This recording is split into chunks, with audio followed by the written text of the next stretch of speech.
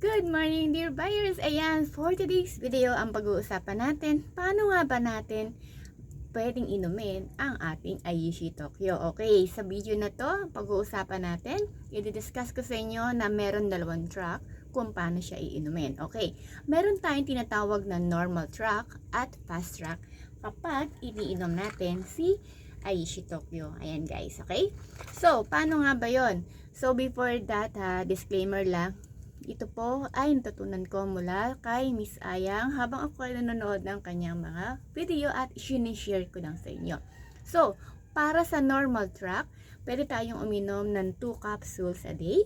Para sa fast track, ay 4 capsules a day. So, yung 4 capsules a day, pwede siyang inumin, lalong-lalo na ng mga morenang katulad ko na gusto talagang ma-achieve agad ang skin whitening na tinatawag natin. Kasi, isa yun sa pwede natin ma-expect kapag tayo ay umiinom ng Aishi Tokyo. So, ang tanong, hindi ba masyadong magiging masama yun or magiging safe ba talaga kapag 4 na capsule ang iinumin mo? Okay, now, according to my research and according na rin kay Miss Ayang, okay, ang sabi niya, per kilogram ng ating katawan ay kailangan ng 20 milligrams na glutathione.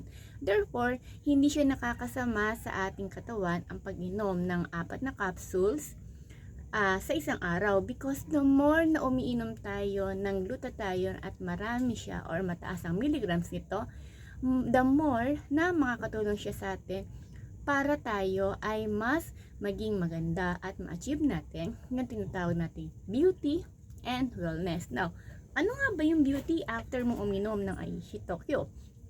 So, sa beauty, dyan natin makikita yung tinatawag natin na meron tayong skin glowing, okay?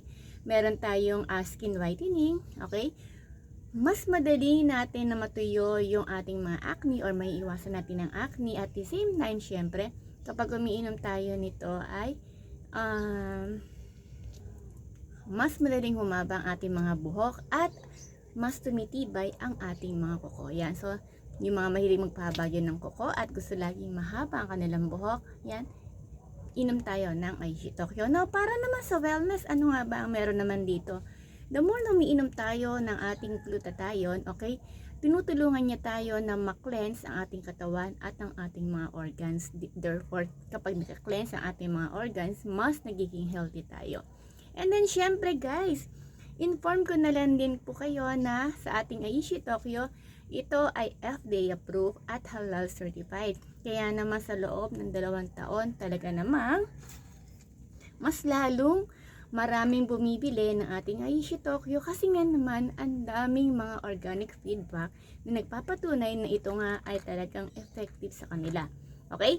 So, uulitin ko lang po, doon sa mga morena na katulad ko, don't expect na sa isang bottle lang ng Aishi Tokyo, puputi ka na. No. Hindi mo pa yan makikita because kinakailangan na ang pag-inom nito ay tuloy-tuloy.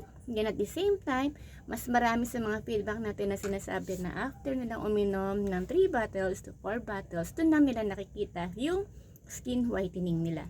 Okay? So, depende pa rin yan sa ating katawan kung paano tatanggapin agad ang Aishi Tokyo. Okay. Siyempre, ito ay FDA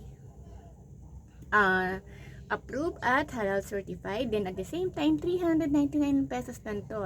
So medyo tumaas lang kasi nga syempre talagang hindi na rin maiwasan. Pero naman, effective siya. So guys, sa mga gustong mag-avail nito, available siya sa aking Shopee and Lazada account. So punta lang kayo sa aking description at nandoon ang link para ma-redirect kayo sa aking shop. So, thank you so much. Salamat sa inyong panonood. Kung may question pa kayo regarding sa ating Aishi Tokyo, please comment down below. Ay, by the way, pag uminom kayo or bumili kayo ng Aishi Tokyo, para hindi rin kayo ma-scam, tandaan nyo lang, dalawa yung option na pwede ninyong makita kung ito ay original talaga.